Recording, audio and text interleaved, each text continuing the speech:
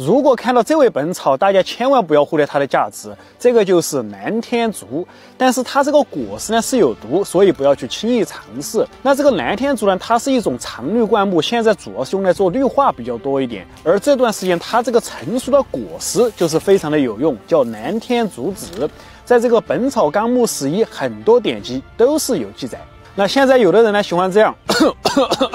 咳嗽，而且还持续好几个月，这个呢就叫百日咳，就是这个南天竹的果实呢给它煮水，然后再加一点冰糖呢，服用一下。稍微有一点涩和苦，但是要注意啊，这个南天竹子它是敛肺止咳，所以那种外感初期的咳嗽，比方说这个感冒初期的咳嗽就是不好用了啊，不要用。那这个南天子入药呢，它主要就是敛肺止咳、平喘的一个作用，那就是治这种百日咳、久咳，还有这个喘息这一类呢，都是非常的 OK。